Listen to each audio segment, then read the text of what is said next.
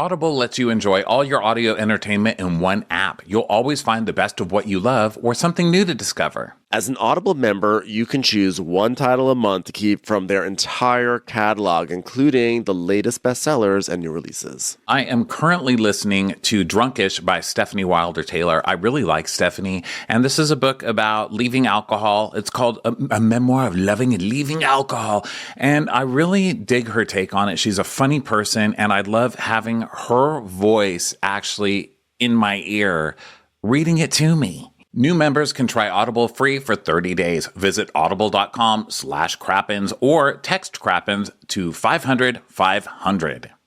Nationwide, 100 million people, including 28 million kids, do not live within a 10-minute walk to a park. Let's Take It Outside, a new podcast series from the Sierra Club, will explore the nature all around us and the people working to protect it and ensure access for all. We hope you'll join us. For more information about Let's Take It Outside, visit sierraclub.org/podcasts.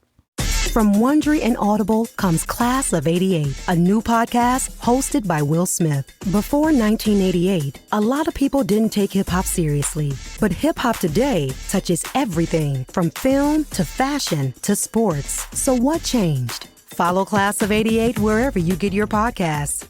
Watch what crappens. Who cares what happens when there's so much that crappens? Watch what crappens. Who cares what happens when there's so much that crappens? Well, hello, everybody. Welcome to Watch What Crappens, a podcast for all that crap we love to talk about on Yo Bravo. I'm Ronnie. That's Ben. Hello, Ben. Hi, Ronnie. How's it going? Great. Good to see you, everybody. Welcome. Today we're doing Below Deck and Real Housewives of Potomac. We're going to open with some Potomac. If you want to skip that, if you're only here for Below Deck, just look in the notes and there will be a time code, in theory, for you to be able to jump to the Below Deck recap, unless I forget to put them, which I always do every single time we do this. But it's Below Deck is coming after that recap. We've been slacking a little bit on Real Housewives of Potomac, only because we're not slacking at all in our real lives. We've been really busy, and Potomac has, not been great. It's not been a great season. So instead of like throwing our negativity at it every week and complaining about it, we have been positive by leaving it alone. So you're welcome. Consider that a big hug. That is a big hug. Look, sometimes you have to make difficult choices, and we all know it's not just us. Everyone's been talking about that Potomac's had a difficult season. As it turns out, I thought last night's episode was actually pretty fun. I felt like it was like glimmers of hope. I enjoyed it. Before we get into that, though, in case you missed the big news, we are finally, for the first time ever, bringing our show to Europe. We are doing a show in London. We're doing a show in Birmingham. Tickets for those shows go on sale tomorrow, which is Wednesday. If you get this Wednesday, the 21st. Really excited. WatchWhatCrappens.com. It's going to be a great time. For years, people have been saying, please do a show in London. We have a lot of listeners out there. So come one, come all. We are psyched for that. But also, not only that, we are really excited. In the midst of all of our crappies madness, we really didn't get to announce very much that we are also going to be part of Netflix as a joke. And we are going to be doing a show in May at the Kookaburra Lounge, which is owned by our wonderful friend Katie, who did perform on the Crappies with Walter. And speaking of the Crappies, if you missed the Crappies, the replay of that is available on Moment for the next about 2 weeks, just under 2 weeks at this point. So all the links for every single thing will be, if they're not already there, at watchwhatcrappens.com. So go check that out. And we want to see you in all the places with all the things. Okay, so let's get to it. Let's start with a little Real Housewives of Potomac. So last week, they did a Mother's Day brunch, I believe was the last week's thing, right? Ashley? I think so. It was actually 2 weeks ago because they took a week off for the Super Bowl. So I'm like a little hazy, but so we did talk about that one. Yeah. Okay. So last week, you're right. Last week was NECA's party to come unpack me for free. Okay, this lady's really pushing it. First of all, A, you're not funny. You came on the show, you're doing nothing funny. Okay, you're not entertaining me. I really like the mom is a witch storyline personally, but I will credit Wendy's mother with that instead of you, as she's the one submitting shrines names to shrines. So I think Wendy's mother, not you. I don't think you're being very funny. And then you have a party where you make everybody come unpack your shit. How dare you, okay? What's next, a Swiffer party? Am I supposed to show up with a Swiffer to clean your fucking house? No, a pool cleaning party? No. Yeah. How dare? Yeah, we with the shrine fight like continues to live on this show. So NECA and Wendy, they have a sit down, and they're like NECA. I feel like NECA is trying to kind of like, let's move on. Can we get to some resolution? And Wendy's just not having it. NECA is like, your mom submitted my name to her shrine. I don't like this. And Wendy's like, but you called my mom a witch. And it's just funny because Wendy is of that like school of like, did something to you, this person reacts, and now you're mad at their reaction to what you did initially. And so she just will not give up this thing that you call my mom a witch. I mean, obviously no one likes when anyone says anything about anyone's mom. But NECA says, I apologize for calling your mom the name of a witch. And I also apologize for calling you a bitch. NECA threw in a bonus apology that wasn't even asked for. She throws that in. And Wendy's like, thank you. But then she brings it up again. You call my mom a witch. You call my mom a witch. Well, I guess the argument is you should never bring the mother into it. Never, never. Well, sorry, your mom's the one who made the call and threatened to submit someone's name to a shrine. So, and by the way, we saw your mom on camera, not even denying it. So Wendy shows up to this meeting completely ice cold. Like, Wendy is just not going to be cool to this chick no matter what. I don't know that I really blame her. I think when it gets to the mother thing, I get it. But it's a TV show, and like we've said a zillion times by now, you have to shoot with the people or you have no place on the show. If you don't want to do the show, get off the show. Okay? Yeah. Goodbye. So she shows up ice cold, and we kind of hear a bit of NECA's side of this, which is like, she doesn't back down, first of all, which I like. I respect, because Wendy's playing it so hard that most of us would probably back down. I would. Mm-hmm. But NECA doesn't. And she starts kind of crying. And she's like, listen, your mom submitted my name to a shrine. And everybody knows how serious that is in Nigeria. Everybody, you know what it means. Which is kind of the first time that no one's laughed off her side of it. Because everyone's kind of laughed off her side of it. And these two take it very seriously. It sounds very silly to us in our culture. Like, you submitted your name to a shrine. That's dumb, because it's not... We don't have that, so to us it sounds really out there. But in that culture, they really believe that, and that's a serious thing for her. So I'm kind of glad she got that part in there, because I feel like people just blow her side off of this whole thing. So then Wendy's like, well, my mom and sister categorically deny the accusations. No, they don't, because your mom was just on this show admitting that she called Leba, and she said, they show the clip of that, and she said, I wanted her to know it's hard to make a friend, but it's easy to make an enemy. Which, I don't care what culture you're from, that sounds like some Godfather shit right there. Yeah. And when she said that, we talked about it. Like, I can see a world in which that's meant not as a threat. Like, there's a way to contextualize that where it's saying like, hey, don't like be in this fight. It's so hard to have a friendship. Like, you should savor this because it's so hard to do it. It's so easy to have an enemy. But the truth is, it sounds like a threat. It sounds like a threat, and I think it's not unreasonable to interpret it that way. And the mom even says, like, well, I never submitted her name to a shrine. All I did was submit her name to a shrine and say, like, sleep with one eye open. That's all I did, Yeah, and to be fair, she didn't. I know you're joking, but she didn't like technically admit to the shrine part. She just admitted to the making the call and the veiled threat part. But still, so it starts with NECA saying, everyone in Nigeria knows how serious that is, and that's your mom submitted my name to a shrine, and she goes, yeah, but you also know the impact of calling someone's mom a witch. Yeah, but your mom was acting like a witch first. So I'm sorry, you don't win. And I don't care that it's your mom. We need to stop pretending like our moms are our babies. Like, you're talking about my children? No, if your mom acted like an asshole, apologize for your mom. Okay? Yeah. That's it. I have to do it all the time. And you know No that your offense. mom got involved on some level, and it like really bothered this person. She's obviously rattled. Like Nika looks rattled, if you ask me, and she looks really bothered, sincerely bothered by it. And again, Nika was having a reaction and said, "You know what? Your mom is a witch." And was it a nice thing to say? No. But Wendy is acting like Nneka started this, and she didn't. And let's not forget that Wendy also threw in accusations of Nneka smoking crack, and like Nneka's even like saying, putting this all to the side, like, you know, like how could you like say these things? Yeah.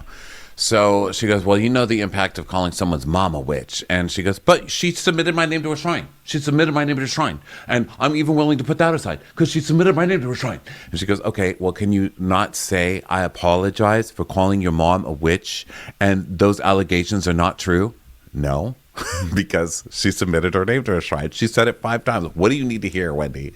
So she goes, I'm talking about you calling my mom a witch to my face, and you're talking about something that's hearsay, which is the difference, which is silly because your mom admitted to a veiled threat already. So it's Yeah, not hearsay. to your It's face. on camera. They just showed the clip. I know this is going to be relitigated a million times at the reunion. And you called her a crackhead to her face, as you just Yes. pointed out. Yes. So of course Wendy storms out of the restaurant. Wendy sucks. Wendy flat out sucks. That's it. Wendy's done here. I don't know how Wendy has had this much time on this show, but she's humorless. She needs to go. Bye.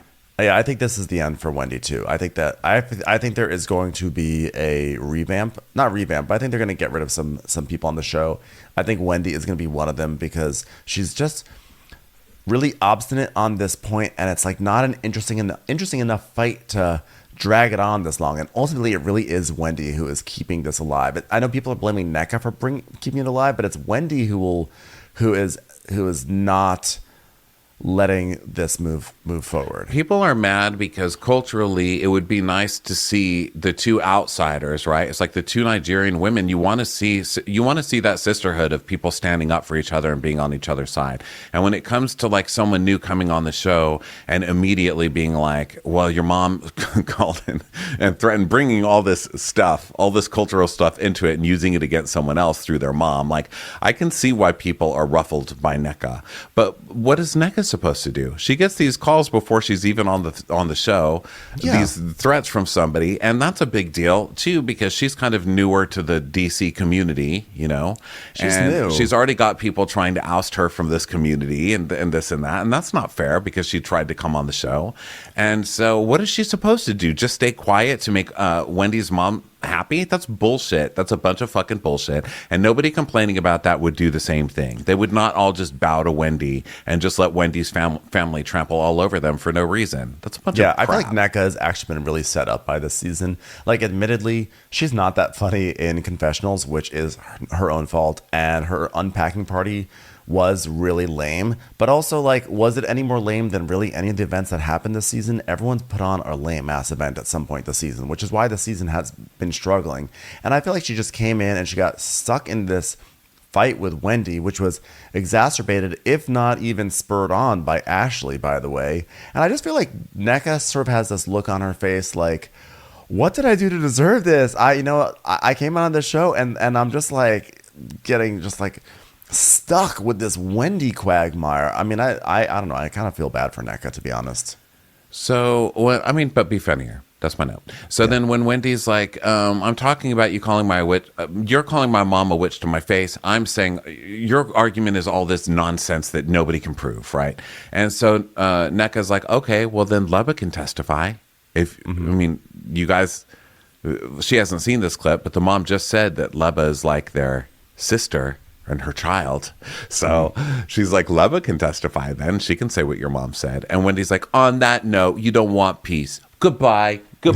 And just gets up and walks off. That's how you know as Wendy's if she lost. won this. Yeah, You didn't but win this. Wendy. Yeah, that's the sign of losing it, actually, when you've run out of things that you can say and retort with, so you just leave and act like you're taking the high road when you're actually just taking the loser road. The road. You're just taking Just the taking road. your road. And so my note here is I kind of love Nneka after this. So I guess this scene kind of turned my mind as I watched because I was like, good for her for not backing down. Yeah. And it's like kind of sitting there the winner. So I see a replacement coming. I just say get you some gays in the glam team to help you with your diary room She does sessions need and you'll be gays. good to go. That's a great note. She needs some gays. She needs some gays to help her out.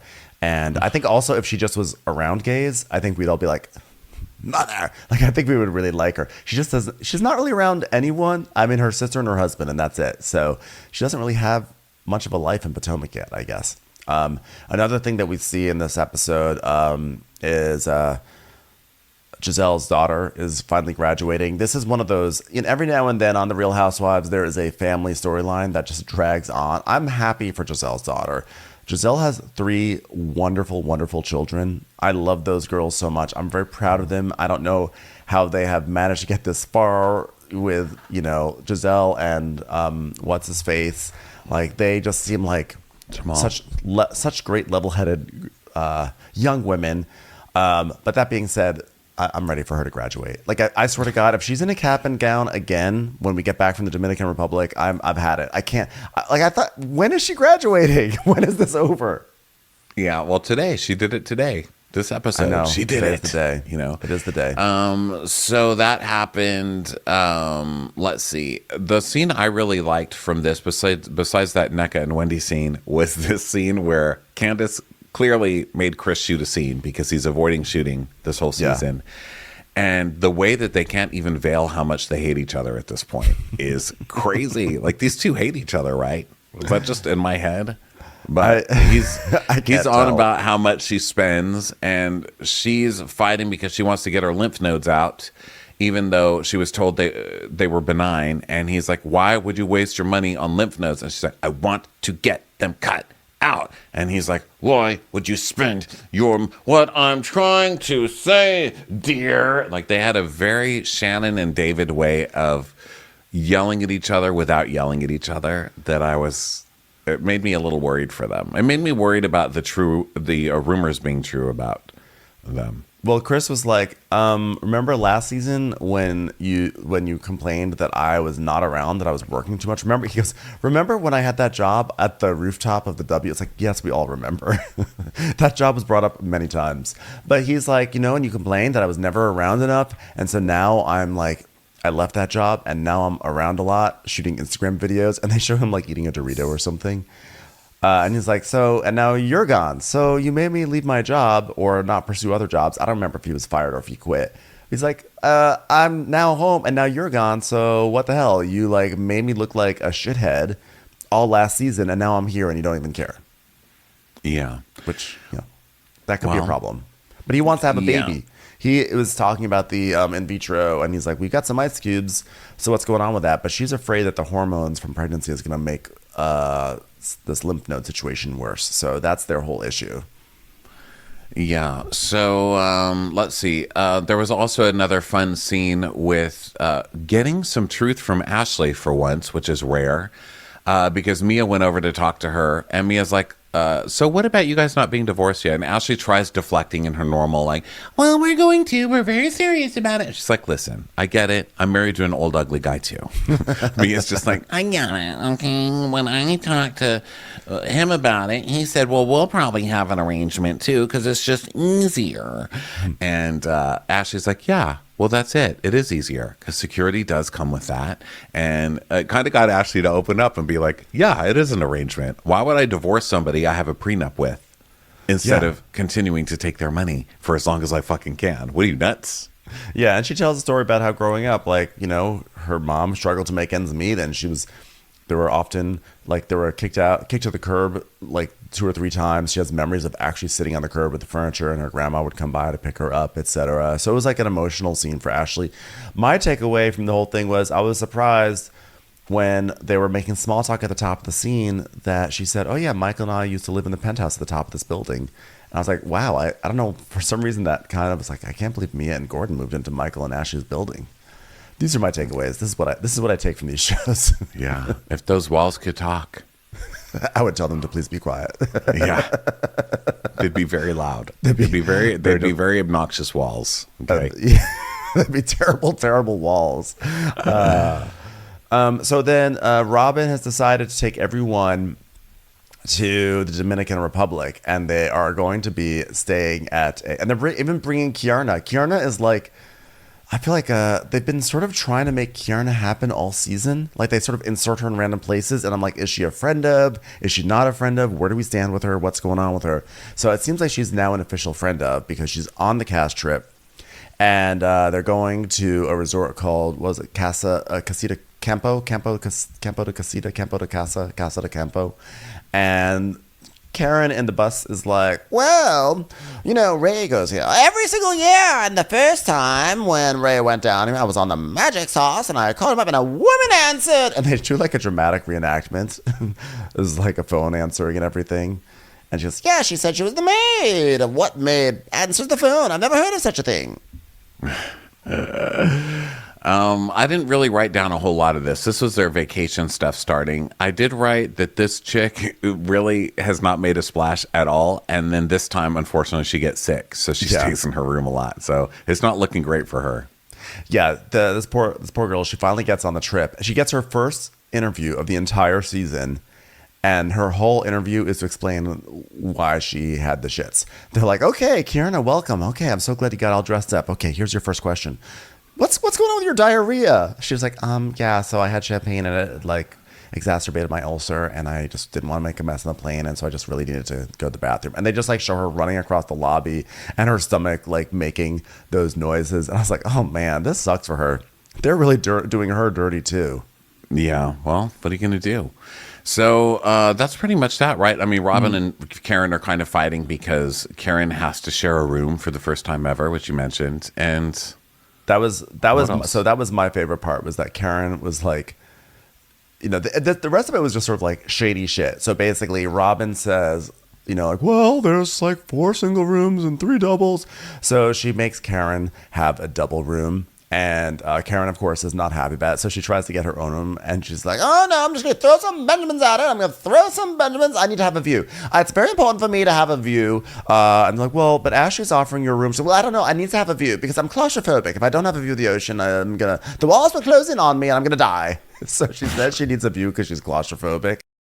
It's time for a commercial. It's time for a Crappens commercial. You know what's the worst is when you are shopping online and you're so excited for everything in your cart and then you look and everything's going to arrive in like 5 weeks and you're like, why am I even doing this? And you just give up. I hate that. Don't you, Ronnie? Oh my God, I hate that. And also when it's so expensive. I mean, listen, shipping can make or break a sale. And as your business grows, ShipStation can help optimize how you ship your orders so you can stay competitive while you scale up. ShipStation is really great for all of this stuff. They've got a free trial and quick setup. It's really easy to try things out before you commit or get started right away. Their dashboard is so user-friendly. You can easily automate shipping tasks. You can manage orders in one simple dashboard. One thing also that's really cool is that ShipStation has enterprise solutions that reduce warehouse costs and improve profitability. And like as your business grows, you can really just save thousands on shipping costs because of that. ShipStation has industry-leading discounted rates from USPS, UPS, DHL, and Global Post with discounts up to 89% off USPS and UPS rates. Optimize and keep up your momentum for growth with ShipStation. Use promo code Crappens today at ShipStation.com to sign up for your free 60-day trial. That's ShipStation.com, promo code Crappens.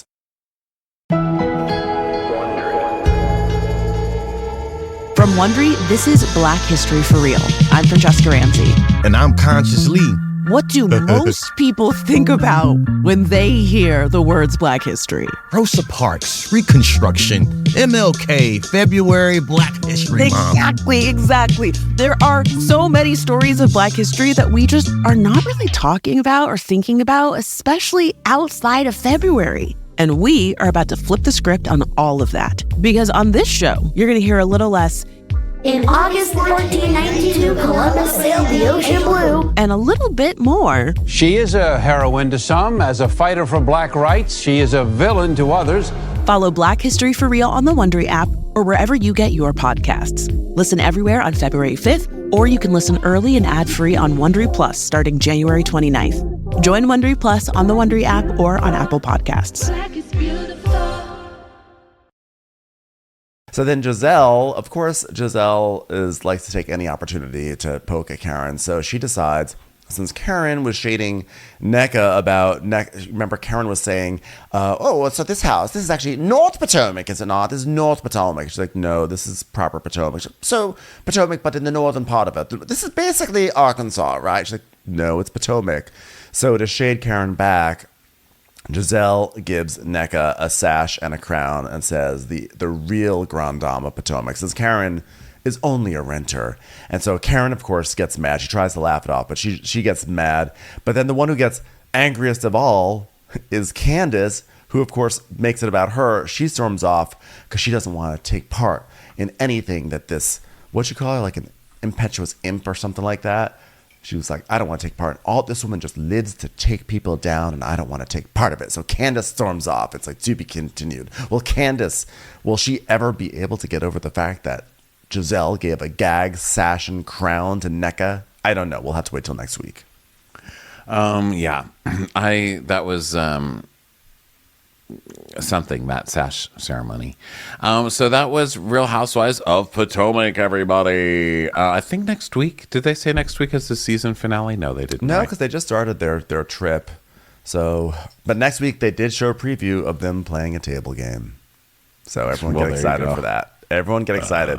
I personally enjoyed the squabbling about the rooms. I was surprised how much I enjoyed that. And I actually was surprised how much I enjoyed the sash ceremony because it was so stupid, but I was definitely chuckling. So then I was really sad when I saw the preview for next week was back to table games. I was like, oh no, but we made progress. Oh well. Okay, so here we go. We are now into Below Deck, episode 3 of season 11, Adventure. Adventure, but not adventure. Fake adventure. So, it's a big episode here. So now Fraser is, well, I guess previously, just it doesn't matter. Doesn't matter. Okay. Previously, who cares? A bunch of weirdo swingers were on the boat. So we start with Fraser. Everybody, I still have to write down everybody's name. Although I feel like I remembered everybody's name on this one. I don't know why. But the names are not a problem for me. It's the faces, because to me, Barbie, Zandy, and Sunny. First of all, their names all sort of sound the same, and they all look the same. And so I really have to like take a moment to be like, okay, which one's talking now? Who is this? I still need like a few more episodes before I can tell them apart. Yeah. Well, Barbie, Kat, and Fraser are still having their service meeting where Fraser is forcing the girls to confront each other so we can just all get along like the family that we are. So they're having that, and Kat didn't let it go and continued on to start with Barbie. So Barbie's like, you said that you needed to move because we're supposed to be working, and I was working. She goes, I did not say that. She goes, I don't lie. I'll tell you that much. And he's like, guys, let's take a breath. This is not going where I wanted it to go. Okay, you know what? I'm gonna work on my delivery with you stupid fucking bitch. She's like, okay, guys, come on. Can we just hug it out and pretend we never had to fight in the first place? Okay, now go finish the last bits and bobs. Thanks, girl. See, we never fought. Everything is good. And Barbie's like, I'm so sick of that girl. She's going to talk shit about me and not own it. I'm sick of being nice. And by the way, I've been nice. That was me being nice. I was like, you have not been nice. Kat is definitely very, very sensitive, but you have not been nice. I don't think she's the worst, though, Barbie. I mean, Barbie just wants jobs done. I like that kind of meanness when people are like, do a better job, you know? I don't like the kind of meanness when people are just like bullying to be bullies, but I feel like she's been somewhat nice, you know, but Kat really. I don't think she's been somewhat nice. I think she's been very dismissive. Like when Kat was doing a task and she's like, can you do this for me? Okay, fine. So like I can see also either way, whether she's been nice or not, Fraser says she has not been nice. I didn't mean to say that she's been whether nice. She's been mean or only lightly mean. Fraser's like, change your delivery, like change your attitude, because obviously Kat is a sort of person that responds to different kind of feedback. So Kat's like, well, also I love that Fraser's so bitchy about it. As we go on through the show, he's like, be nicer. And he does the whole like, girls, darlings, sweethearts, babies, you know? It's like PK's leading a team of women, you know. I know. I really am enjoying season 3 Fraser. I feel like he's now finally ascended to like the chief stew, like the exasperated chief stew that he always could have been, right? Like last season, I think he was trying to be like friends. He even says that he tried to be friends. He tried to do much. This season, he's just like over it, and he's just like he's in scolding mode right away, which I think is really good for him. Yeah. So he's definitely good at the scolding part. You know, now that he's more confident in his scolding, he's, you know, last year he was a little afraid to scold, but this year he's not at all. He's like, you two darlings will get a spanky on your butt-tink-tinks if you don't sit down right now. So they both call each other a bitch behind each other's backs. And then we cut to Xandy and Kat talking. And poor Xandy is just, this whole episode, she's just following Kat around, training her, and Kat just doesn't, Kat's a little slow to get things. Yeah. And then the other running plot line that I love keeps coming back is that Xandy can't stop gulping. Did you notice it this week? I did not notice the gulping. They just keep cutting to Xandy gulping stuff. I don't really know if I think we've got a dehydration story coming soon. You did mention this last week, right? Yeah, you did and it was the whole episode snacking. Again. No, it was the drinking. Was Xandy? The cat is the one who hides and eats. Yes, but Xandy is the one who drinks. She's always drinking a lot, and they stop the music. Like it's not just me being like, oh, that girl drinks a lot of water. They keep stopping the music to put in gulping sounds while she drinks. It's weird. Yeah. Well, yeah. You could be right. They could be setting up that she's going to like faint at one point. Like, I'm just a little dehydrated. Yeah. So I guess it's time to get ready to go out, to get in the buses and the vans, all that fun stuff, drinking, fun times, yada, yada, yada. Okay, so they start talking about tattoos, and Barbie's got 4. And Anthony doesn't have any. He's like, when my dad passed away, I thought I will do tattoo of Dada. He died of heart attack, and it's going to be tough. So I want to do a tattoo of my father. And Fraser's like, I'm so sorry to hear that. So sorry. And then we go to the restaurant, and they do a cheers to the first charter. And Sunny's like, oh, in French we say, which means smell my ass. And Anthony's like, that means smell my ass. She's like, so I good. know. So good. So they order, and then Ben, of course, is turning to Sunny. He's like, you look great. And she's like, oh, compliment returned. I'm like, oh, God. Ben, I really can't stand him. So then Barbie turns to Fraser and goes, so here's my path. I lived in Uruguay and Mexico and China, and I grew up with 3 nannies.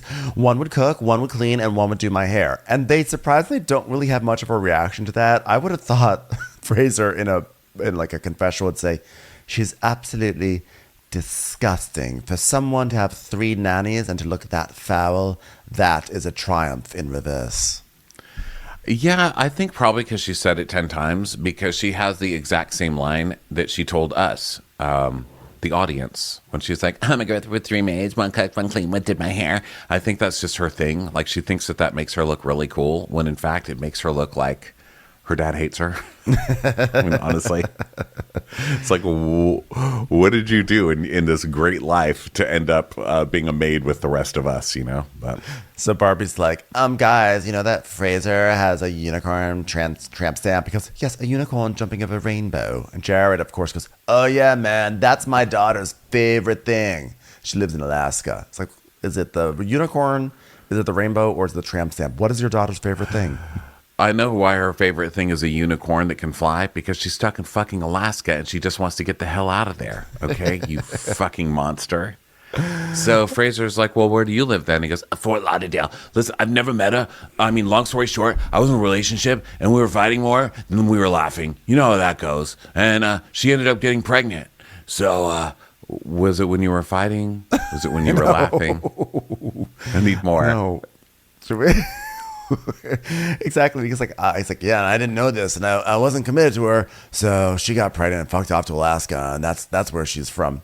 His story, I wonder. I would like to hear her story of it also, because she's like, yeah, she ended up getting pregnant, and I wasn't committed to her, and so then she fucked off to Alaska. I'm like, the fact that he sort of like asserted that part, I wasn't committed to her. I was like, there was more to this, wasn't there? Was there like a little bit of a, I want to take this relationship to the next level. By the way, I'm pregnant. And he was like, well, we're not in a relationship. So I don't know. For some reason, I feel like there's more to the story than this quick little timeline that he gave us.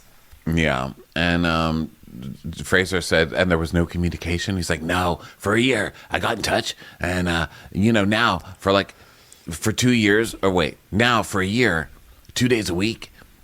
Finally, she said, I love you, my daughter, because I get to face. Okay, wait, he said something about how he gets to FaceTime his daughter 2 times a week, but for the first year, he didn't get to talk to her at all. He didn't get to talk to her. I think he didn't know about the baby. And then he finally got in touch, and then they talked 2 days a week. And then only recently, the girl, the daughter, whatever, I don't know how old she is. She's 18. She finally said, I love you. I know. She's like a lawyer in Cleveland now. Still haven't met her, bro. I don't know. It's so hard. Yeah, he's like, she finally said, I love you, because the last thing I want to be is like a deadbeat dad, Captain Carey just bursted. Let me tell that story again of how I dropped everything to be with my children. What did you do for your children? Yeah. Stayed in Fort Lauderdale. Yeah. And Barbie's like, oh, that's so sad. And Fraser goes, that was an amazing story. I guess I'll save the flying unicorn out of a rainbow for another day. I guess we don't have to hear the tragic backstory behind my optimistic tattoo. We'll just stick Secret frozen baby wins that round, I guess. Secret Janine Turner baby type. Popsicle baby wins another round. Congratulations to your Palin baby. Maybe next time I can start telling the story about my tattoo and you can interrupt with tales of a moose your child once saw. Maybe your daughter will one day grow up to be able to poll for voting and march 19 miles in the snow from one house to another in Alaska. Thank you. I can't wait to hear how your daughter can see Russia out her back window. So I have no Alaska jokes. You love that. I had to go, wow, the neighbors must be really far from each other. That's I went to the Sarah Alaska Palin reference personally. I already went to Northern Exposure. I was like, I don't know how many other Northern Exposure references I can make. I was like, Janine Turner's like my limit. So I ran that pretty quickly there. And then, so now, meanwhile, Captain Carey is talking to his girlfriend. They're FaceTiming, and he's like, "It's important for me to make quality time. This is good, honey. You know what this is? When when I'm with you, things just taste better. Even though I'm not really with you, I'm just FaceTiming you. But when I FaceTime you, food tastes better. So there we go." If someone called me FaceTiming and eating right in my face, I would hang up on them. That's like the thing I hate the most is people eating in my face. It's so rude. I would divorce him in 2 seconds. So he's like, oh, my wife is from Turkey and I adore her. Also adore Turkey. Both of them make me just want to cuddle in bed after. Her name is Ganol. And it's a picture. They show a picture of the two of them and he's cocking his head back in front of a rainbow, so it looks like the rainbow's coming out of his mouth. So Captain Carey. I'm going to ask for a hand in marriage from my mother, and the way I'm going to do it is I'm learning Turkish. All right? I'm not single. Sorry, ladies. So far, the only thing I've learned how to say is Ekin Sue and Jennifer Aiden, but, a start's a start. So now the crew goes out and dances after dinner, and Ben and Sunny are really trying to make this chemistry happen, and it's not really. And so she's like, yeah, I'm in paradise with a hot guy, and he's got his hands on my hips. I'm not expecting anything, but I'm definitely thinking of something. Sorry, Mom. He's gonna which means smell my ass, Mama. Is he a hot guy, or is he just a guy? Because I feel like Ben, his hotness, I feel like for these women just comes out of like just process of elimination. Like there's no one left. There's like they got 3 options. It's got to be Ben, right? Yeah, they've got 3 options. One of them is Jared, and the other one's running around naked, talking about how he got a scar on his ass from burning a coat hanger into it. I mean, the other one's gay. Yeah. So it's just like Ben's the last one standing. Yeah. So now we have Jared's talking to Barbie, and he's like, "Come on, hug me for real," and she hugs him. And then we go over to the beach, and Kyle is there, and he's like, "Oh, Barbie, she's the kind of girl I'll take home to Mom. And Fraser goes, oh, you really, really like her, don't you? What is it about her? Is it her terrible personality? Is that like a Scottish thing that they like that? Is it her magic marker eyebrows? What is it? Is it her compelling stories about nannies she was raised with? Is it a maid having a maid? Is that what it is?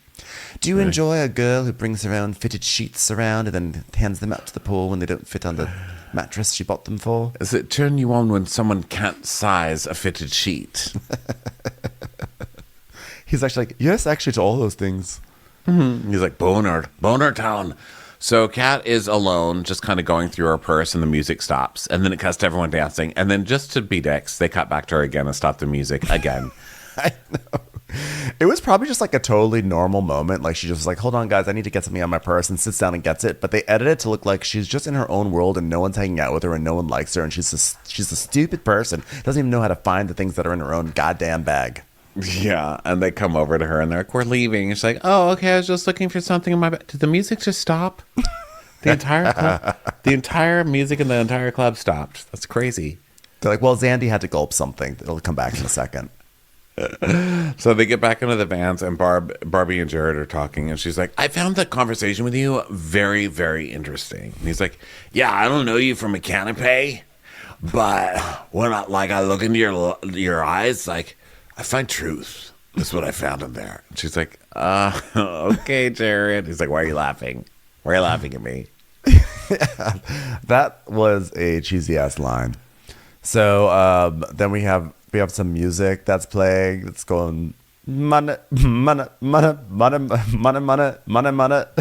that what the music was going? Money. Yeah, because now in Below Deck they've put lyrics to their songs, which is really bothering me.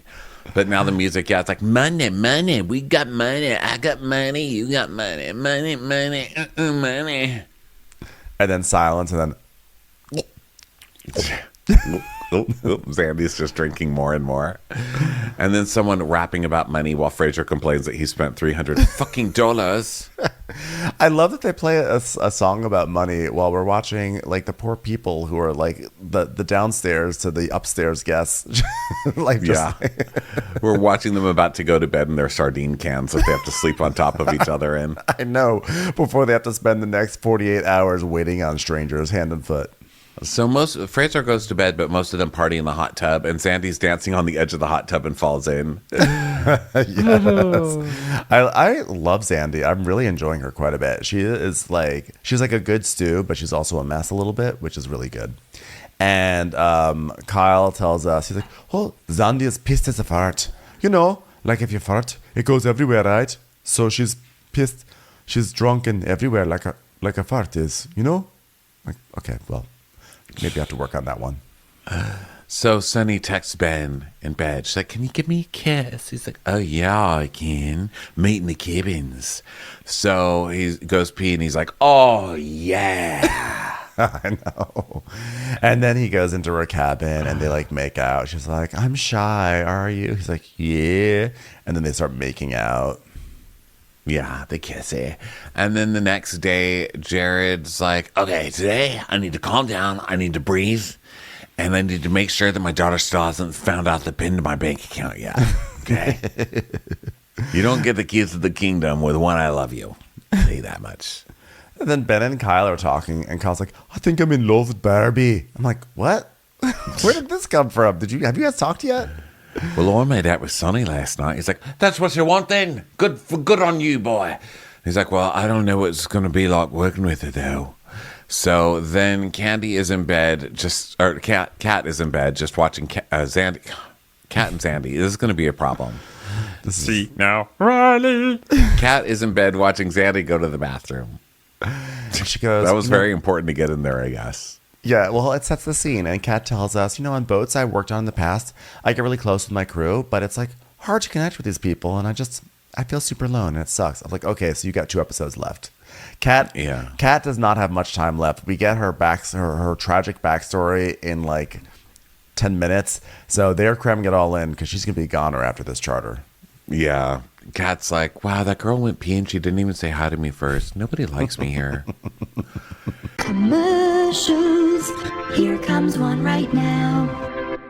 Academy is a new scripted podcast that follows Ava Richards, played by HBO's Industries' Myha'la Herald, a brilliant scholarship student who has to quickly adapt to her newfound eat-or-be-eaten world. Ava's ambitions take hold and her small-town values break in hopes of becoming the first scholarship student to make the list. Bishop Gray's all-coveted academic top 10, curated by the headmaster himself. But after realizing she has no chance at the list on her own, she reluctantly accepts an invitation to a secret underground society that pulls the strings on campus life and academic success.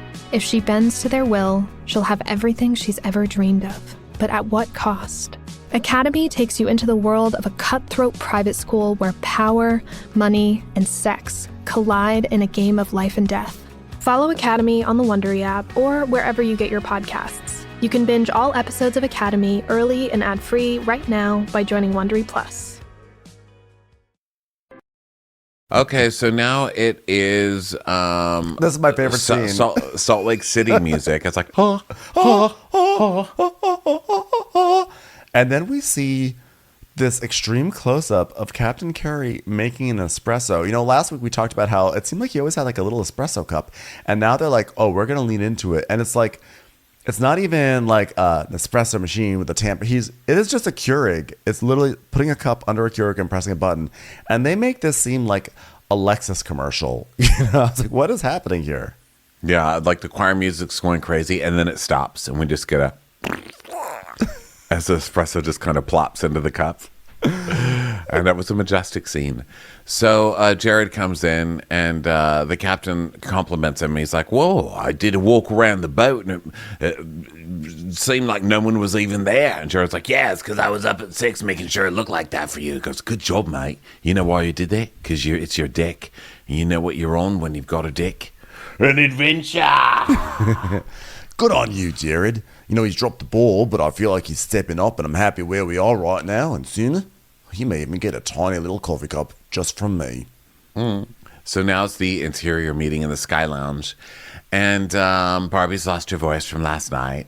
And he's like, all right, so for this charter, girls, lovely things, I'm going to mix things up. I'm going to have Kat on housekeeping, Zandy on service, and Barbie, I'm going to have you helping out in between. That's my passive-aggressive way of saying, I hate you and all 3 of your nannies. And if you'd like to know about the story about my unicorn jumping over a rainbow, feel free to ask. No? All right, noted.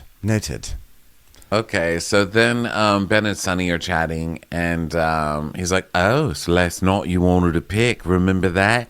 When you asked me for a pic? She goes, yeah, I missed a little affection, eh? And Ben's like, affection or attention? I was like, excuse you? You're trying to make out with this woman. Don't call her basically a thirst trap. Yeah, and she calls him out, but they're like just playing around, you know. It's like their vibe. Yeah. And Ben's like, "Oh, Ben, you said you weren't going to jump into something, and here you are jumping into something. Rah, you bad boy." I'm so sick of this fuckboy line. How many times do we have to see Carl say this? How many times do we have to hear Gary say this? Everyone always does this, like, oh no, I said I wasn't going to, but here I am again. I'm like, you're the one who's starting this. You're the one who's instigating. He's just so gross, generic, smarmy. Ugh. So the preference sheet meeting,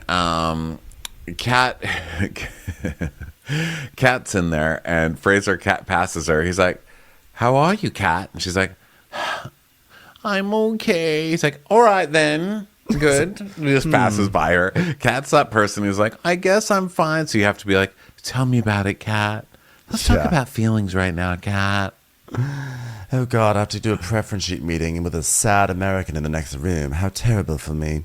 So they all sit down, and we find out the guests that are coming on board. We have Tara was a successful event planner, and Steven is a successful contractor, and they both love normal-sized coffee cups. Does everyone know that? So it's a couples trip. One couple is going to have a vow ceremony, like a vow renewal, and then I think 2 other couples want some kind of ceremonies, like a commitment ceremony, some kind of shit. You're just all going to have to be a pain in the ass on one trip, basically. Like, this is all about our couplehood. because we're couples. I think that 2 of them are getting vow renewals and 1 of them is getting married. So what that really means is that 1 of them is getting married and 2 of them are getting divorced in about 3 months. Yeah, pretty much. The Bravo curse. Yep. So then the captain is going to officiate and, typical below deck stuff. We're going to have a surf and turf night, a whole old Hollywood dinner. They want a wedding cake. Oh, the wedding cake really freaks people out. So now Fraser calls Kat to the sun deck because she needs more. He's like, it's quite evident that Kat is a sensitive girl. And I feel like she needs to be heard more. And I've never had someone look after me in the scary industry. So I want to be that for her. So, Kat, how do you pronounce your last name? And she's like, Ba. He goes, blah. Ba. Like blah. Like blah, but it's ba. I made it up. All right, well, I feel like there's going to be a very sad story happening right now, so why don't you just get it out? So Kat tells a story about how her dad died and then her mom died and she wound up in foster care and she was in the system. And when she was in the system, the family that she lived with was actually sort of in a cult, like a religious cult, and they cut off. She was separated from her brother, which is so cruel, by the way, and that the family cut off contact with the brother because the brother was not in the cult, and so she couldn't talk. And then she also grew up in Yorba Linda, which is, I don't know, for some reason it's just like strange to think like she was stuck in a cult in Yorba Linda, and basically it was terrible. And when she turned 18, she reconnected with her brother, and now they're really, really close. But this whole thing made her feel like really insecure, and she like ruined her self-confidence because she always had to be super perfect, and she never seemed to be super perfect, all that stuff. You know what else Yorba Linda is? It was in that TV show, The Blue Zone on Netflix, that documentary about the healthiest people in the world. Oh, and that was really? one of the blue zones. And one of the reasons they say they're so healthy is because they're so religious and they believe in community and charity and being healthy because of the community. And I don't know, I assumed it was Christianity. They showed a bunch of churches, but fucking Yorba Linda, man. Wow. Yeah. Look at that. So Kat was she in a cult and raised terribly? Yes. Does she probably not have any life-threatening diseases right now because of it? Yeah. So where's your thank you card to Yorba Linda? Okay. Where is it? Wow. So yeah, that was a very sad story for Kat. But when she told that story, I was like, okay, so she really only has an episode left because that's what they do. They'll make sure they get that sob story in before they're gone. And Fraser's just trying to show that sensitivity is so cute because he just doesn't seem like he really has it. But he's trying to, be a real boy. And so he's like, oh, that was such a good story. Thank you so much for sharing that. So did they teach you to fold in Yorba Linda? You're actually decent at that. So now they finish up their work. It's bedtime, and now it's the morning. And Captain's walking around the galley, and he's like, "Oh, look at this! This feels cleaner in here. Good job, Anthony. You're really ramping it up." Or as they say in Turkish. I actually don't know. I haven't gone that lesson yet. I was hoping that maybe you knew the Turkish words, but you don't. So I'm just gonna walk on out of the kitchen now. Then outside, while provisions are coming, Jared is doing dips on the railing. He's like, gotta get it in where you can. Actually, I heard that last time I dropped change around my pocket outside my daughter's room. So it's pretty funny. All right, anyway, let's get these provisions in, guys. And it's 15 minutes till the guests arrive, and Kat's checking the bathroom, and she thinks it's perfect. And then we see Barbie vacuuming the couch. And then Zandy's like, Fraser, do you want me to redo the cabins? And he's like, what's wrong with the cabins? And he's like, oh no, this is not acceptable. We cannot do this. Not acceptable. We need to meet in the master now. Interior. Emergency Girls. towel meeting. Emergency towel meeting. Dun, dun, dun. So it's just when I complimented Yorba Linda on their towel prowess. Girls, I know it's fast, but when we do something, we do it completely and we do it well. I have high standards, and they're not met. And this is not how we roll a towel, and certainly not a towel in the master. This is unacceptable, and you all know it. I'm changing everything around. Kat, you need to pick up with Zandy. Zandy, you're back on housekeeping. Barbie, still a bitch. Now we need to up our standards, okay? And it was like they cut to, like, I feel like this was actually a commercial cut. They're like, look at this towel. You don't have towels like this. And he like holds he puts up like a little hand towel that's folded in some way that's improper. And it like cuts to commercial like, oh my God, not the towel. So then Sunny and Ben are still doing their really awkward flirting outside. And she's like, oh, do you use banana sunscreen? I guess that's what I can taste. It's like, wow, this is like the chemistry. This is so hot. Yeah, so melting hot. me. I'm melted. So Kat and Fraser. So he's understanding that she's overwhelmed. And then he talks about his own traumatic story. He says that the first day he was the crew to the stew, which meant he was just the bottom boy bitch, basically. Yeah. And on his first day, the chief engineer found out he was gay, and he was super homophobic. And as Fraser was washing dishes in the kitchen, he came in and poured the boiling hot tea all over his hand. And Fraser just stuck it up and was like, one day I will have a higher rank than him, and I will have him fired. And one day I did. That is wild. That is crazy. I can't believe people. Firing him, murder him. I needed that to end with, and now he's dead. And no one can figure out why. Whoops. Wow. Yeah, seriously. Let's do that. Let's salt burn that situation there. Although I guess the salt burn, you're like trying to aspire to something bigger and better. So, all right, guess arrive in 1 hour. And so everyone's checking, the Fraser's checking work. It's like, okay, Barbie, statement. Be extra sensitive with Kat this trip. She goes, sorry, okay, fine. Sorry, I'm terrible. It's like, just take a note, Barbie. Yeah, but also, like, she already said sorry and they moved past it. So I get why she's kind of annoyed with him harping on it still. Because Fraser just does not like her. Like, he's just giving her shit, I think. I don't think it's unreasonable for Fraser to say, just be nicer to Kat. Because Kat is a more sensitive person. Like, you have to find ways to work with people that you're working with. And he's saying, just be more sensitive to her.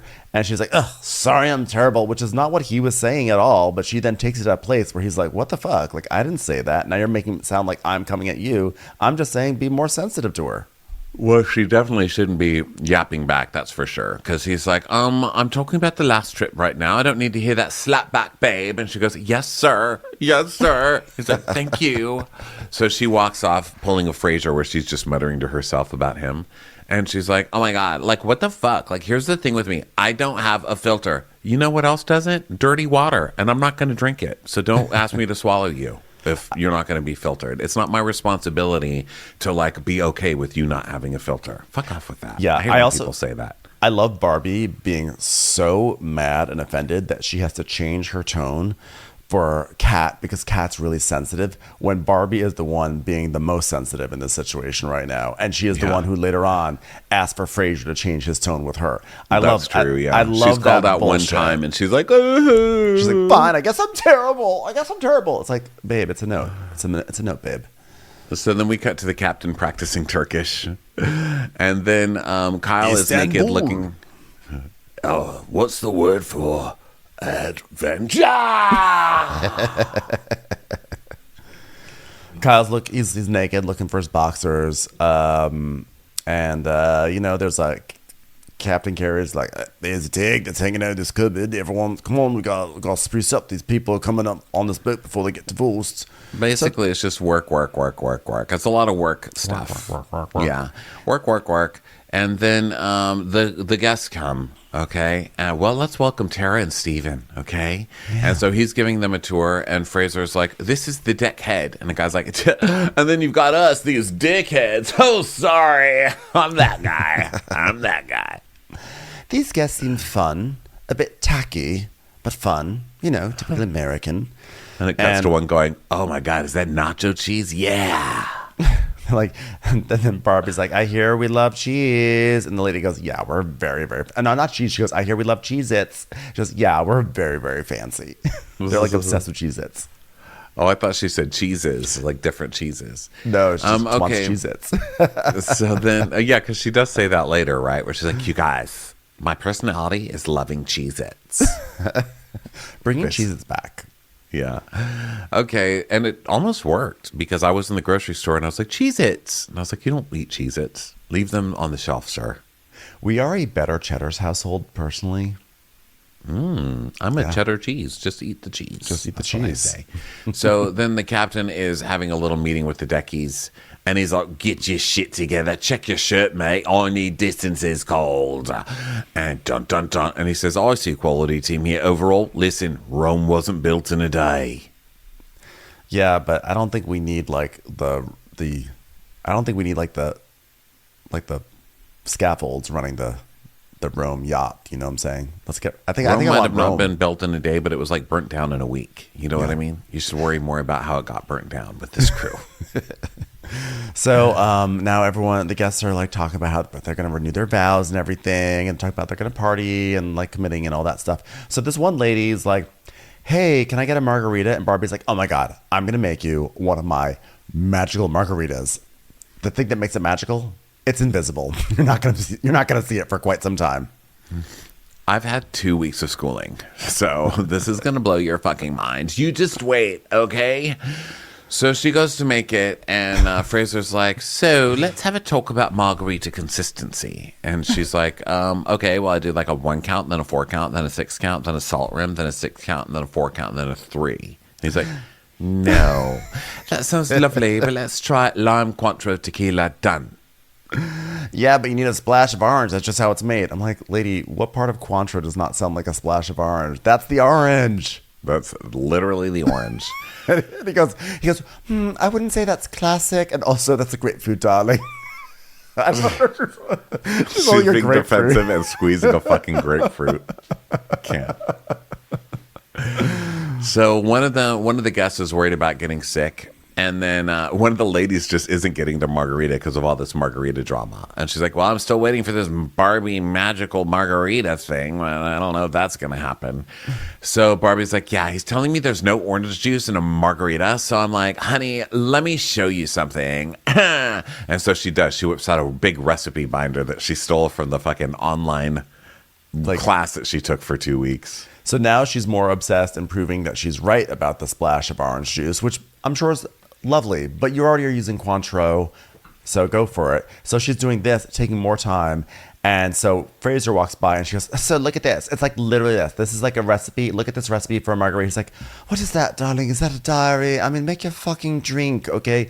Put your orange juice away. Come on. What are you trying to do? Why are you trying to squeeze juice out of a can of shaving cream? That's shaving cream, darling. It's not even an orange. Yeah. And the guests are still like, where's my drink? Where's my drink? Where's my drink? So Zandy is doing the lunch table, and the lady's been like, I've been without a drink for like 30 minutes now. And Fraser's like, okay, Kat, do you know how to do margarita? I want it in less than 30 seconds, please. So she's like, okay, yeah, I agree. Like, that's how long it should take. And Barbie's like, he is such a dick. I'm like 5 minutes from losing control. 5 minutes. 5 minutos.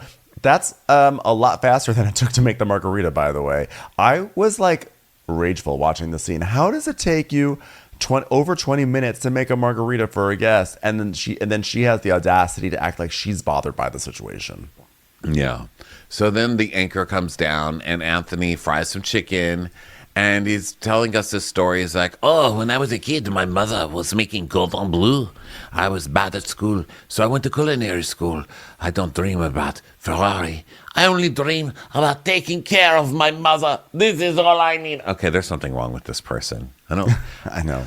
This is like kind of the thing we were talking about earlier with yoga teachers on the traders. Like when people are too forward facing with what a good person they are, something's going on.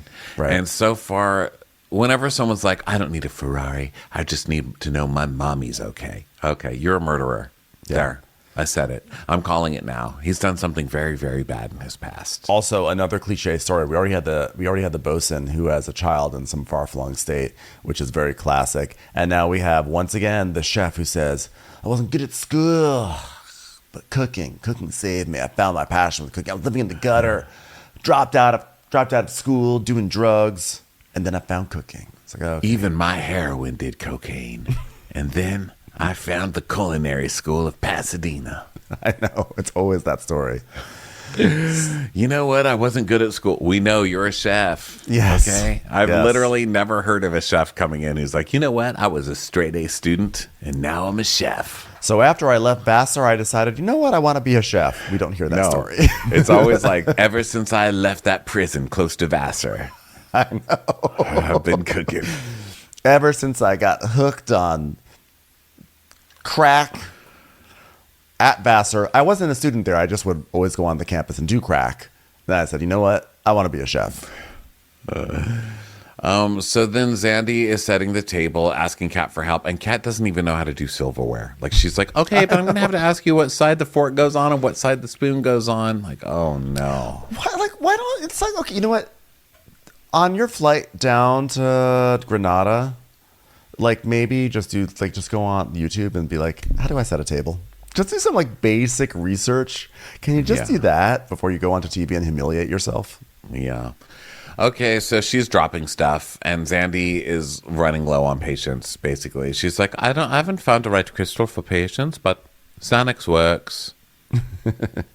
So now Anthony, he makes this like food. He makes this chicken, and he it's like the chicken's for the crew, and so it's down there in the crew mess. And so we're just starting to see, as everything's happening, we're starting to see the deckhands, of course, go in and gobble everything up, and of course Ben is going in for like seconds and thirds.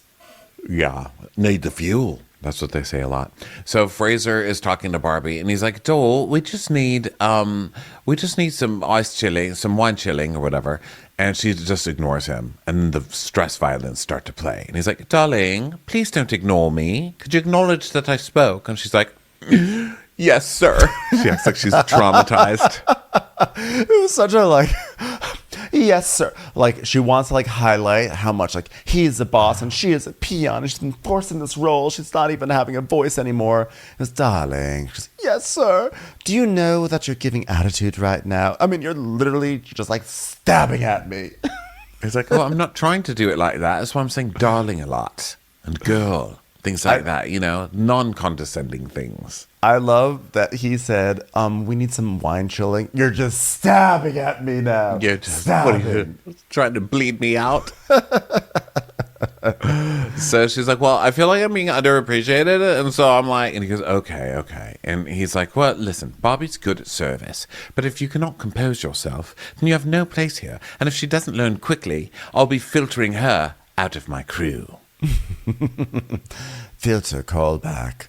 So Barbie is like, I'm calling back something that's not even something I said in the first place, which is actually pretty amazing. I've taken ownership of it now. And Barbie goes, I don't know what else to say. He goes, noted, which is British gay for get the fuck out of my face. Yes. So she walks off muttering, I'm so sick of him, he's such a dick. So then Fraser comes to pick up some food, and the guests are like, one of the guests is having an issue with the sliding doors, like his arm almost gets chopped off by it. And then now we see some of the food is arriving, a very small Greek salad. It's like in a little cup, and they're like, oh, that's nice. And while the guests are eating, the crew is continuing to just like stuff their face with all the food, even though you can clearly see how much food is there for the entire boat. They are just going in and going hard. Yeah. So Ben's like, oh, I need more food. I'm starving. But one of the guests is like, wow, we absolutely love this. Tell the chef we hated it, though, so we can fuck with his emotions. So then Jared is telling Ben to go on a boat. And so Ben's like, well, Jared seems to have picked up his game a little bit, but I don't know. We'll see how long that lasts, especially after I undermine him on the radio in about 2 minutes. So then the captain comes to the mess, and she's like, well, there was lunch. Because Zandy's there. She's like, there was lunch, but there's no more chicken. Do you want this piece? And he's like, no, you can eat it. You need the fuel. You know what would have made this salad better? She goes, what? He goes, chicken.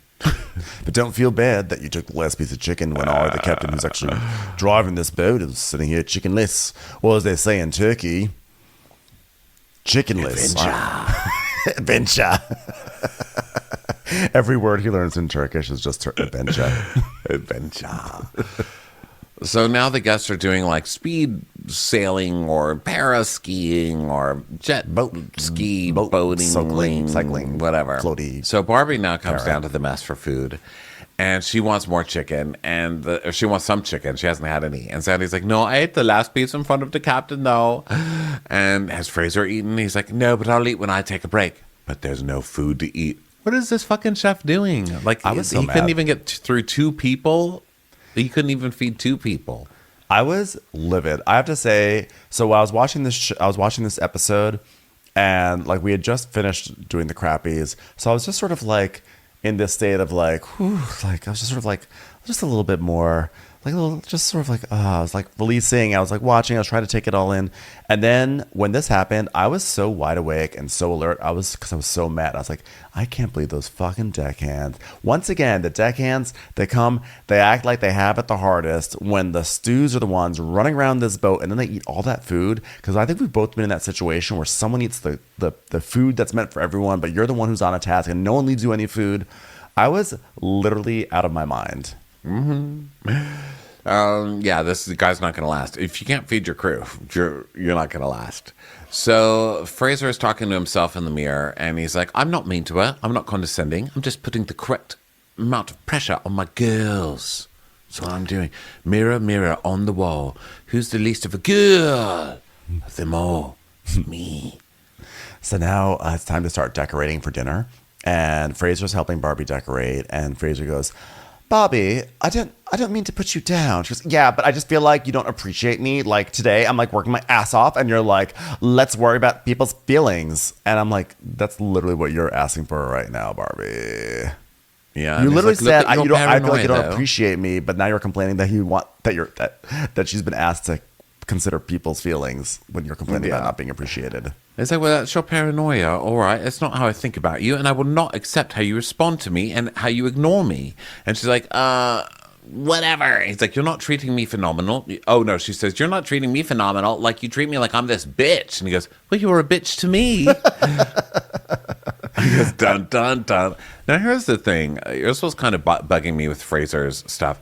I don't think you can talk to people like that. Like, I get that he's gay, and so he's being like, well, I'm gay, so I'm just saying like, and by the way, I'm not going to stop saying girl and darling and stuff like that. But I think if you're friends with people, that's one thing. But I think when you're the boss, you can't be like, girls, my little darlings, and like, you're a bitch to me. I don't think you can do that. I think like you still have to. When he said that, I thought to myself, it probably is not professional to say, well, you're a bitch to me. He probably could have used some better language, but I did think it was funny because it kind of like turned the tables on her. She's like, it was bitchy. Funny, yeah. Well, it was funny, but the way that she straightened up and was like, yeah, like the way that she just dropped all of her drama and did that, I was like, I hope that she doesn't see this as like a point that she can grab onto, you know, to victimize herself, because she's already like, oh my god, I can't believe you're treating me like this. Yeah, and so he's like, no, you have an attitude with me and you're being rude towards me and I don't like working with that. She goes, okay, fair enough. I'll work on my attitude, but I'm not like happy. It's like, okay, well, don't know if we care. Okay. He's the boss. Yeah. So he's like, okay, well, I'm sorry that's the case and I hope that changes. She goes, me too. He's like, and I don't like the way that looks, to be honest, what you're doing. She's doing like a little football decoration. And she goes, yeah, it looks awful. This does look fucking terrible. I admit it.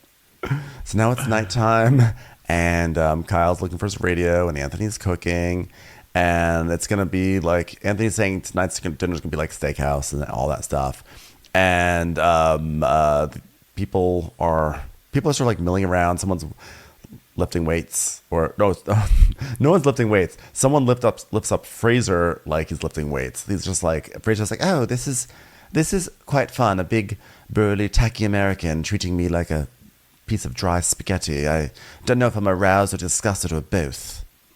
So the captain is still kind of lurking around the crew mess, going, has anybody eaten? It's terrible. Not enough food. We need the fuel. You eaten? We need the fuel. Or as they say in adventure, turkey adventure, adventure turkey. Sorry, I messed that one up. You got it, I'm sure. I've repeated it 20 times today. If anyone needs some fuel, I've got some in an espresso cup. Just kidding, it's for me. Adventure.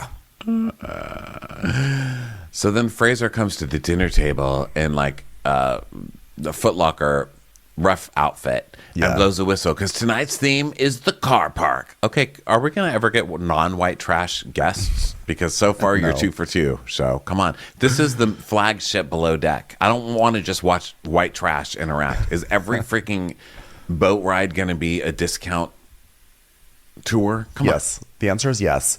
So then so the first thing that they are served is a reinvented French onion soup, which, by the way, is just a French onion soup with the Gruyere crouton on the side. I don't know if it's really reinvented. It's just presented, deconstructed, maybe. So then I love these. Why do I get like hung up on this bullshit? I'm like, I can't believe the croutons on the outside. They're saying it's reinvented. It's like totally not reinvented at all. If we didn't, Below Deck recaps would be 2 minutes. It's like 2 maids fucked, and then another maid got drunk, and another maid got mad at the other maid. The end. Bye. But the chef took the crouton out of the bowl and put it on the side. So Zandy and Kat are talking about men that they want to bang. Zandy wants a Viking. And then the guests are talking about how they're going to do commitment ceremonies. And Zandy asks Kat her type. And Kat's just like, I just want someone to make me laugh. I just haven't had genuine banter yet. But I guess I haven't really spent a lot of times with the guys yet either. I did find some gum at the bottom of my purse, though. That was something. More food comes.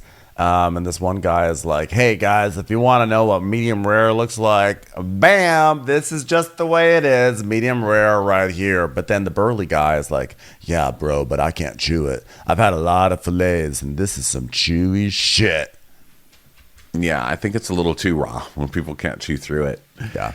So someone asks for the most dreaded. This has got to be a chef's most dreaded request. Can I have some A1 sauce? Ouch. How's that supposed to fix chewiness, by the way? So I guess just mask the fact that it's not cooked at all. It's like rancid meat. I can't believe nobody got sick. So Barbie goes and tells Anthony, he's like, you cannot blame me for not having quality meat. We are in a small island. Then don't serve them that. Serve them something else. Yes, exactly. Work with local ingredients, sir. Yeah.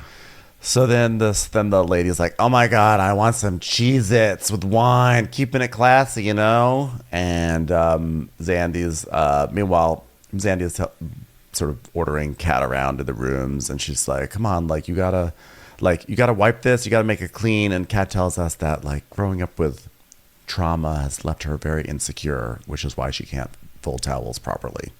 I guess, yeah. And Zandy's like, wait a minute, why is this towel folded like crucifix? Redo it. She's like, sorry, trauma. So now the night's ending, and Ben is encouraging Kyle to hit on Barbie because they're both on lates tonight. So then one of the guests is telling a joke. He's like, what do you call a fish with no eyes? You call it a fish. I laughed. I didn't get it until I saw it spelled out right now. It's like, oh, it doesn't have an eye. I think I've heard it before, and I laughed then, and then when I heard it again this time, I laughed again. I love a stupid joke like that. Like, what did 0 say to 8? What? Nice belt. Uh-huh.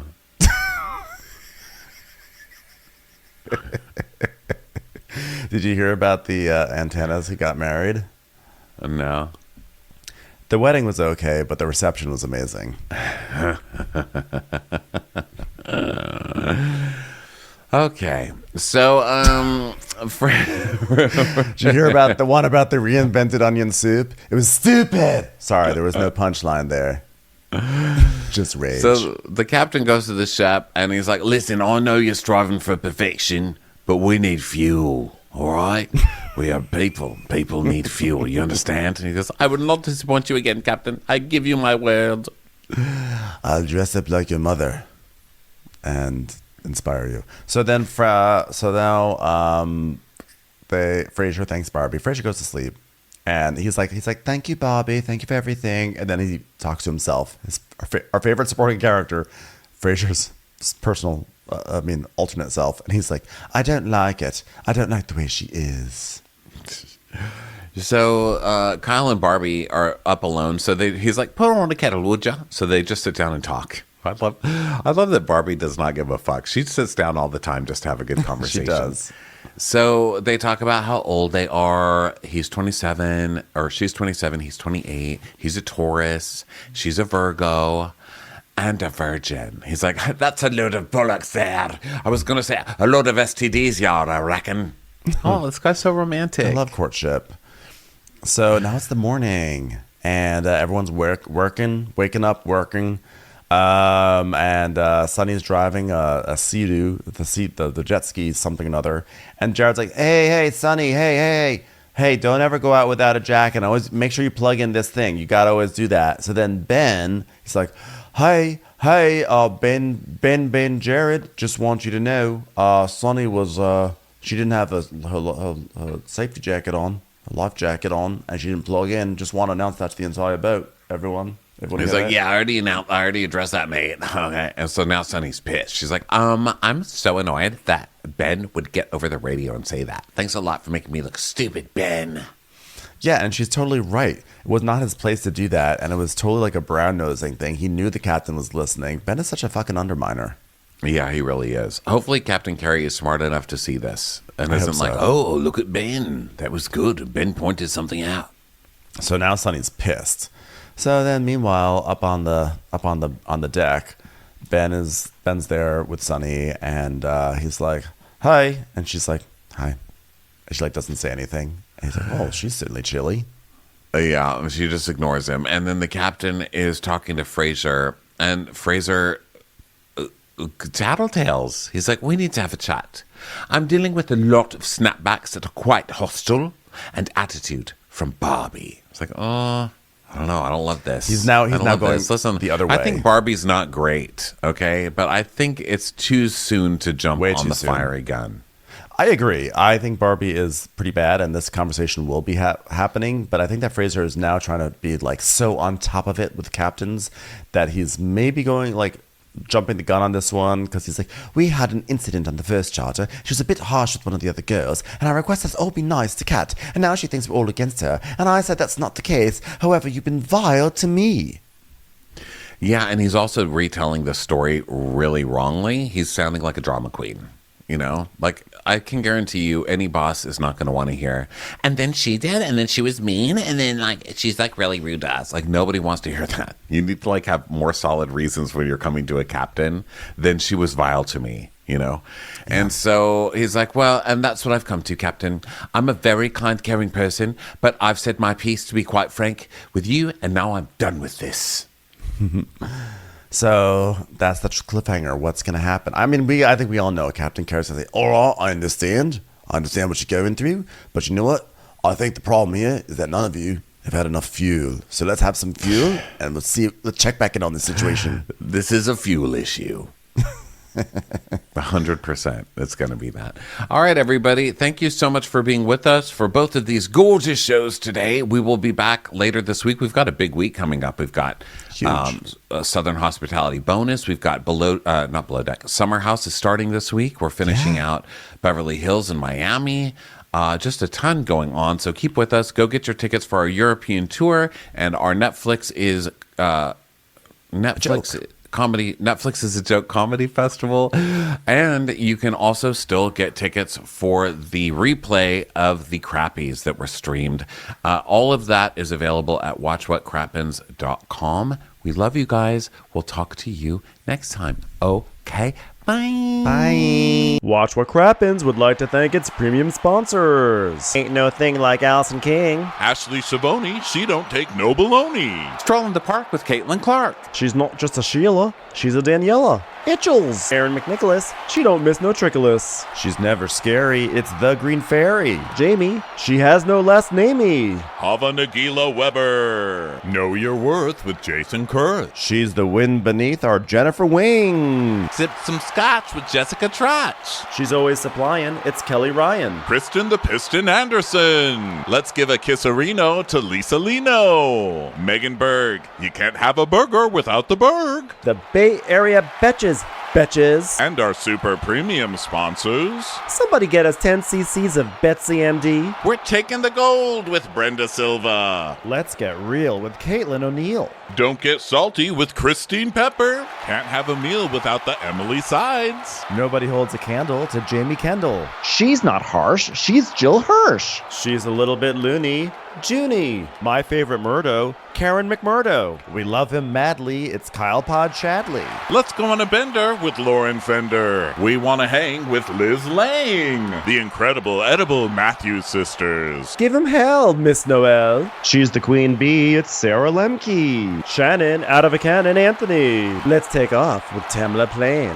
She's quite the catch. It's Victoria Cotchett. She ain't no shrinking Violet Kuchar. We love you guys. Hey Prime members, you can listen to Watch What Crappens ad-free on Amazon Music. Download the Amazon Music app today. Or you can listen ad-free with Wondery Plus in Apple Podcasts. Before you go, tell us about yourself by completing a short survey at Wondery.com/survey.